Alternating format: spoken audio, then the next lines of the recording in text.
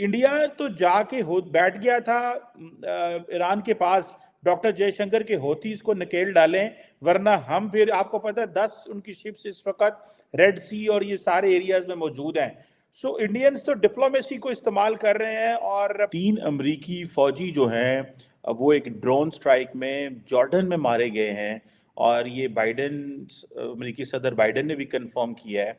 और कुछ लोग जो हैं वो जख्मी भी हुए हैं।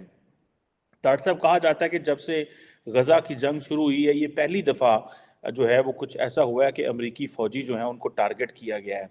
आप इसको कैसे देखते हैं? इंडियन अमेरिकन जो फॉरेन पॉलिसी है, ये तो उसके लिए बहुत बड़ा टेस्ट केस बन गया है। और ऐसे लग रहा है, कई लोग ये भी कह रहे हैं कि अमरीका को इंसाइट कर रहा है ईरान, और शायद वो इस जंग में इन्वॉल्व करना चाहता है। आपका तज्जिया क्या है? How do you see sir, American Washington क्या कह रहा है इस वक्त सर?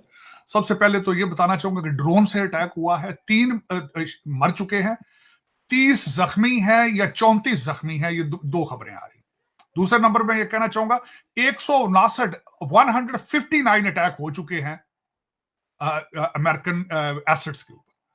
तीसरी, आपने खुद फरमाया कि ईरानी बेस थे। चौथी बात इस पे ये करना चाहूंगा कि होती आउट ऑफ कंट्रोल है। वहां पे इन्होंने एक कोलिजन बनाया था, और जब इन्होंने उस पे हमला किया तो आधा कोलिजन छोड़ गया था, आधे आधे ममालिक छुप पीछे हट गए थे। उसके बाद ये अगली जो मैं बात बताना चाहूंगा कि अमेरिकन फॉरेन पॉलिसी इतनी कमजोर हो चुकी है कि इस वक्त इराकी जो 25,000 फौजी वहां 2500 जो वहां पे इस वक्त सोल्जर मौजूद हैं, उनको इराकी गवर्नमेंट ने कहा है in simple words, get the hell out of here, निकलो यहां से जल्दी। इतनी कमजोर हो चुकी है। दूसरा, उसमें मैं अगली बात जो करना चाहूंगा कि बाहर ये किस तरीके से रिटेलिएट करेंगे। टेक्सास के अंदर हालते जंग है federal government state of Texas के साथ, और 25 गवर्नर इस वक्त रिपब्लिकन जो हैं, दे आर सपोर्टिंग टेक्सास। बल्कि यहां पे कई जो लोकल बातें लोग कर रहे हैं कि अमेरिका के अंदर टेक्सास के साथ सिविल वार शुरू होने वाली है, क्योंकि जो फेडरल एजेंसियां, फेडरल लॉ एनफोर्समेंट है, वो वहां पे तारें काट के लोगों को अंदर लाना चाहते हैं, क्योंकि भाई ये समझते हैं बाइडेन साहब कि वो डेमोक्रेटिक वोटर्स होंगे हमारे फ्यूचर के। और दूसरा, टेक्सास के रिपब्लिकन या जितने रिपब्लिकन है वो समझते हैं कि ये सारा गांधा टेक्सास, ये सारा जो इलीगल इमिग्रेशन है, इसके अंदर जो लोग हैं वो ना सिर्फ इलीगल लोग आ रहे हैं बल्कि ड्रग्स आ रही हैं, टेररिस्ट आ रहे हैं। तो अगर घर के अंदर हालात खराब हो तो फॉरेन पॉलिसियों पे बातें नहीं होती। उससे अगला पॉइंट मैं ये बताना चाहूंगा कि 3 हफ्ते से सेक्रेटरी ऑफ डिफेंस का कोई पता नहीं है, वो कहां है, किस हालत में है, रिपोर्ट काम करने की सलाहियत रखते हैं कि नहीं रखते। अगले दिन उन्होंने अपने किसी हॉस्पिटल के कमरे से या घर के कमरे से, कहा जाता है कि वो रिहेबिलिटेशन कर रहे हैं, लेकिन 10 मिनट उन्होंने सिर्फ शक्ल दिखाई है, उनका कोई पता नहीं है कि वो किस हालत में इस वक्त मौजूद है। उनसे रेजिग्नेशन कोई इसलिए नहीं ले सकता क्योंकि he is hand picked by हमारे बराक ओबामा साहब की तरफ से। उसमें ये साथ एक और बात भी करना चाहूंगा, ये पहली दफा नहीं हुआ है, 2 नेवी सील अगले दिन रेड सी के अंदर वो भी मारे जा चुके हैं, उनकी बॉडियां मिल चुकी हैं। उससे अगली बात जो मैं बताना चाहूंगा चीमा साहब, ये है कि इस वक्त पुतिन और प्रेसिडेंट शी इसको बड़े क्लोजली देख रहे हैं कि how America react with it. उससे अगली बात जो मैं बताना चाहूंगा चीमा साहब, कि ना सिर्फ इस वक्त एलाइज आपका साथ इनका छोड़ चुके हैं, बल्कि डर रहे हैं कि जो खुद अपने आप को प्रोटेक्ट करने की सलाहियत नहीं रखते, वो हमारे साथ क्या करेंगे। हमारा कोरिया और जापान बिलखसूस इस वक्त दे आर शेकिंग कि ये हमारे साथ, और मिडल ईस्ट आपको पता है, सऊदी अरेबिया छोड़ के चाइना के जाके बगल में बैठ गया है, आपको पता ही है जो हालात है। अब इस वक्त सबसे कड़ा इम्तिहान है, बराक ओबामा को डिसाइड करना पड़ेगा, क्योंकि बाइडेन साहब तो पहले ही बीमार हैं, लाचार हैं। वो स्टेज पे चढ़ जाए तो उनको उतारने के लिए 2 बंदे भेजने पड़ते हैं कि उतार के ले आए उनको, उन्होंने क्या फैसला करना है। लेकिन मर्दे बीमार है, मर्दे बीमार इसलिए है कि आपने देखा होगा कि जिस तरीके से एक गाजा में, जिस तरीके से ना इजराइल इनकी बात सुन रहा है, ना मिडल ईस्टर्न इनके एलाइज इनकी बात सुन रहे हैं, तो ये क्या रिटेलिएट होतियों से ये डर रहे हैं, कांप रहे हैं उनके सामने। यहां इनके 3 डिस्ट्रॉयर हैं, भारत के 4 डिस्ट्रॉयर हैं वहां। आप इनकी सीरियसनेस का खुद अंदाजा लगा लें आप।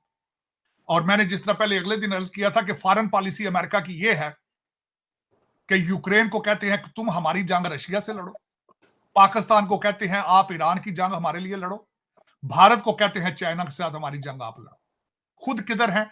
खुद ये पहले अफगानिस्तान से अंधेरे की रात के अंधेरे में भागे थे, अब इराकी इनको निकालने के लिए तैयार है वहां से, जहां इन्होंने ट्रिलियंस डॉलर्स आया किए, ट्रिलियंस। इस वक्त जो अमेरिका के हालात हैं वो, और मैंने जिस तरह आपको अर्ज किया, कोई पुल बनाया है इन्होंने, कोई ब्रिज बनाया है, कोई एयरपोर्ट बनाया है? ताकत ही नहीं रखते, ना विल है इनके पास। तो चीमा साहब, अगर अमेरिका फर्स्ट कहा जाए, मेक अमेरिका ग्रेट कहा जाए कि मैं बनाएंगे इसको दोबारा, तो फॉर अमेरिकन समझ every country does it. You have to be nationalist.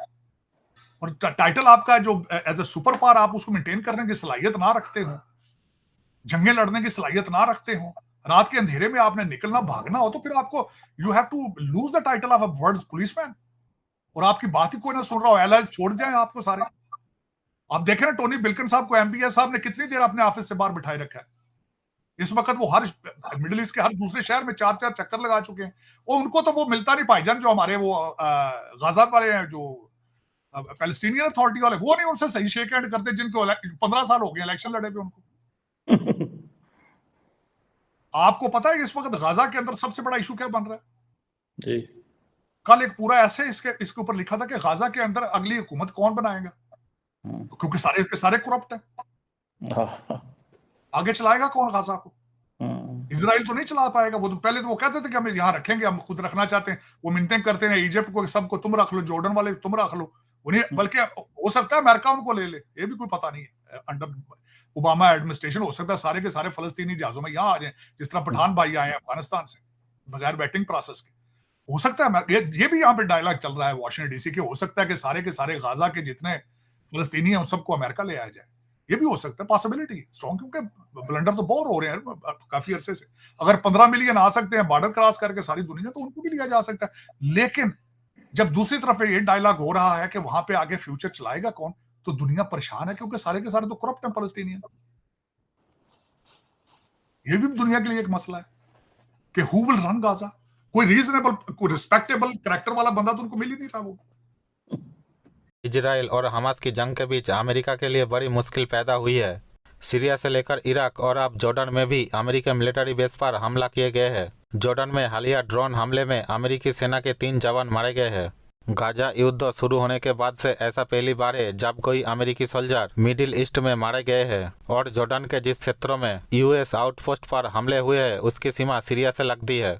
अधिकारियों का दावा है कि ड्रोन हमले को ईरान समर्थित हथियारबंद समूहों ने अंजाम दिया है और हमला सीरिया से किया गया था। नॉर्थ ईस्ट जॉर्डन में किए गए हमले में 3 सोल्जर के मारे जाने के अलावा कम से कम 25 कर्मी घायल हुए हैं और अमेरिकी एयरबेस को भी बड़ा नुकसान हुआ है। अमेरिकी मीडिया रिपोर्ट्स के मुताबिक अमेरिकी और सहयोग देशों के मिलिट्री बेस पर इराक सीरिया में 158 हमले किए हैं।